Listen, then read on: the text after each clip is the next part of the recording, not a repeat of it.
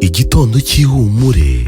muri kumwe na Apostle Nizeyimana Theogene, muhabwe umugisha kuri Uplove. Yesu ashimwe bakunzi ba Uplove, ndabasuje mu izina rya Yesu. Amahoro y'Imana abane namwe, ndizera ko meze neza muri amahoro kandi ko Imana ibarinze neza. Ni Apostle Nizeyimana Theogene ubasuhuza.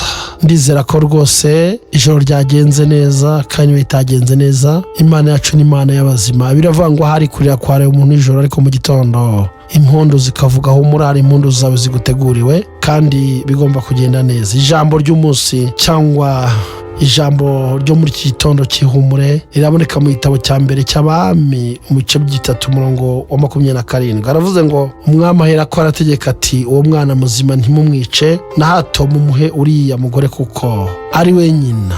Hari ibyawe byari bigiye kwicwa, hari amahirwe wari ugiye kubuzwa, hari ibyishimo wari ugiye kubuzwa, hari umunezero umwanzi yari yapanze ko wicwa ukabuzwa, hari ibintu umwanzi yari yapanze ko utabonaho udafataho. Ariko Yesu aravuze ngo umwami w'abami, ngo ayo mahirwe ntibayakoreho, ibyo byishimo ntibabikoreho, umunezero ntibawukoreho, urugo rwawe ntirukorweho, icyuro cyawe ntigikorweho, intebe yawe ntikorweho, mbega ahubwo byongereye bigusange kuko ari we nyirabyo.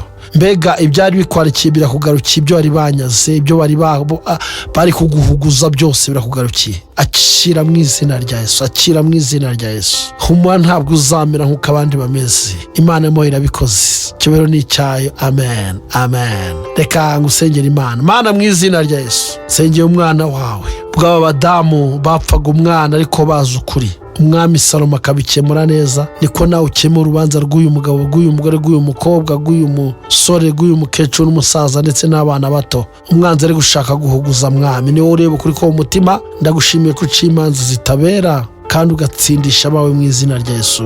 Amen, amen.